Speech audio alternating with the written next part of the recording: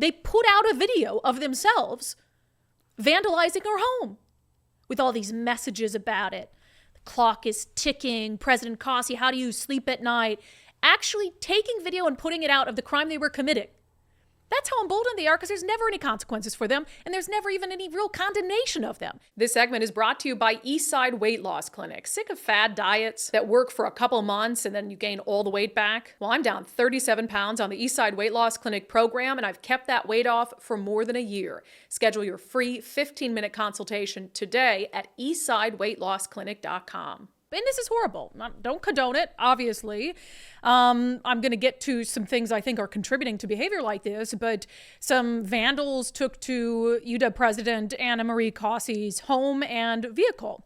Threw red paint everywhere, you've got blood on your hands, etc. The typical pro-Gaza, pro-Palestine, anti-Semitic stuff that we saw at the University of Washington when the protesters took over the quad, etc.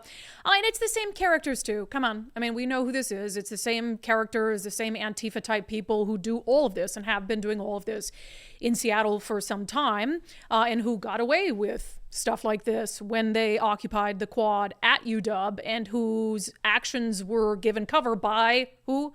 Anna Marie Kruse. So now she's the, victim of it. And again, I feel bad for her. No one should feel unsafe in their home, and no one should be targeted by vandals or criminal behavior. But she let her entire campus be taken over by these people, and Jewish students to be made to feel unsafe for an extended period of time, and didn't seem to wake up to that fact. Two other people who didn't have much to say about it when it was happening on the campus of the University of Washington, but are now just horrified that it happened to the president of UW, are, of course, Governor Jay Inslee and the incoming governor, Attorney General Bob Ferguson. Both of them put out statements about this on X. Governor Inslee said the attack on UW President Kruse's home was reprehensible and inexcusable. This was not political speech. It was an act of violence. Washingtonians' rights to protest are strongly protected. These atrocious actions are not. Bob Ferguson said on his official account, I am deeply disturbed by the incident at President Kruse's home. Domestic violent extremism has no place in our society. I hope the perpetrators are quickly brought to justice. Have you ever heard him refer to any act of left-wing Antifa violence as domestic violent extremism? and I could be wrong, I will go scour the depths of the internet. I have never heard Bob Ferguson refer to anything except right-wing domestic violent extremism. What we also found interesting in that post on X is it was a quote attributed to Bob Ferguson. They never, at least I haven't seen, put stuff out like that. So we wanted to take a hard line on this, which if it were other people, fine. I'm always okay with people coming around to doing the right thing, but you have two of the most well-known alums of the University of Washington who have been silent on this left-wing extremism, left-wing domestic violent extremism, Antifa nonsense, anti-Semitism, pro-Gaza, pro-Palestine, pro-Hamas stuff for months and months and months. And now all of a sudden, Bob Ferguson's going to be the next governor, and he wants to pretend that he's tough on this stuff? And so when I saw this, look, yeah, it's horrible, but this stuff has been happening for years and years and years in Seattle, and it happens with such frequency because of people like Jay Inslee and Bob Ferguson, and yes, the president of UW.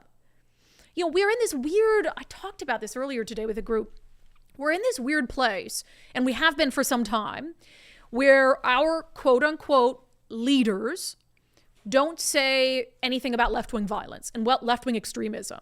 And so it's allowed to build and grow and fester and, go unchecked. And then they want to come out occasionally when it's politically palatable and say, oh, we don't stand for that. It's like, you created that. You created the environment that has led to it and that has made it more common and has made it more severe. And none of them are willing to have an ounce of introspection about that. It's like Bob Ferguson. What did I say the whole time he was running for governor? Where was Bob all of a sudden, public safety candidate? Where was Bob Ferguson when the riots were happening in downtown Seattle? Where was Bob Ferguson when left-wing rioters took over 6 square blocks of Seattle? Where was Bob Ferguson when they were lighting police cars on fire? Where was Bob Ferguson when they were blocking critical infrastructure like highways and bridges? He was nowhere. He was silent because that's his base. And oh my gosh, you can't condemn domestic violent extremism when it's your voting base. And so all of this has been, you have this really small fringe leftist group in Seattle that's been doing this for years, from the Occupy movement to the defund the police movement to Free Gaza, and it's the same people, and they get away with it, and they aren't condemned anywhere near what right-wingers would be condemned. We said it all along. Had right-wingers taken over the quad at the University of Washington and been spray painting anti-Jewish sentiments all over the old buildings, Jay Inslee and Bob Ferguson would have been there day one, holding a joint press conference condemning it as alums and as leaders in the state of Washington. But they don't do it with the left-wingers, and so then, yeah, of course, the left-wingers think they can continue to do these things, and so emboldened. I mean, they put out their own video, these Antifa types, of them.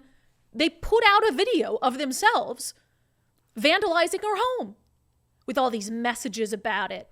The clock is ticking. President Cossey, how do you sleep at night? Actually taking video and putting it out of the crime they were committing. That's how emboldened they are, because there's never any consequences for them, and there's never even any real condemnation of them. So forgive me, Jay Inslee and Bob Ferguson, if you're a little late, and I'm not going to give you a round of applause for coming out and now condemning stuff that's been happening for years that you've been utterly silent about.